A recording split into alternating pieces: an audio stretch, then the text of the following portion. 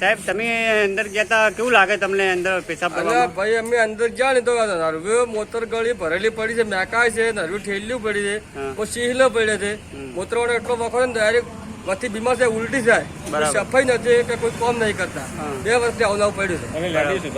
Ladies વિભાગમાં તો બારે મોતર ગળી હાવ રેલા આવ્યા છે. આ લેડીઝ તો બધું આવતી જ નથી, બહાર ચમ બેહે બાબડી. એટલો વખો છે હજ પાર વગરનો. કોઈ નામ લેતું નથી. જૂના ડીયા કોઈ લેતા નહીં, ડીયા વાળા લેતા નહીં. તપાસમાં કોઈ આવતું નથી. અને પંચાયતમાં કોઈ આટલા વર્ષથી કોઈ સફાઈ કરે છે? પંચાયતમાં જે કરી નાખે આપણે કોઈ તો કોઈ કરવા આવતું જ નહીં. કોઈ આવતું જ નથી ના. પછી મોતરો લેડીઝ છો, લેડીઝ ને પૂરું ભરેલું પડ્યું. દેખો આમાં ઠેલ્યું પડે છે, કાસ પડ્યા છે. ચો બે વસ્તી મોતરવા. કાકા કેટલા ટાઈમ થી અહીંયા બનેલું છે? હા ભાઈ, કેટલા દાડા તો 12 મહિનાથી તો પાડું છે. પેલા તો સાફ કરતા વર્ષમાં, પણ અમે તો 2-3 મહિનાથી ભરેલી દારૂની થેલીઓ, મૂતર બધું કોઈ સાફ કરતો નથી. બરાબર. આ જૂના ડીઆમ પંચાયત છે શું નથી. હા, ઘરવેરા ભટ્ટા હજી તો પછી મૂતરી સાફ કરવી પડે. મૂતરી બનાવી શા માટે?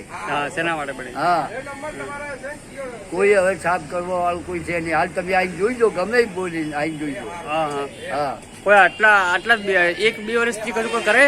ના, કોઈ કરતો નથી સાફ. કોઈ સફાઈ કરવા પંચાયત કોઈ બીજા કોઈ છે જ નહીં. અને આ જૂના ડીસામાં તો ફઈનું ગોમ છે, એટલે આખા દારૂનું ગોમ જ છે. દારૂની એક કેટલી ભરેલી પડી છે. કોઈ પોલીસ વાળા કોઈ કઈ કહેતા નથી કે આ અમલ શું થાય છે. બરાબર. અને એ દારૂડી પકડી છે, પણ ભાડે જઈને પકડો ને તમે.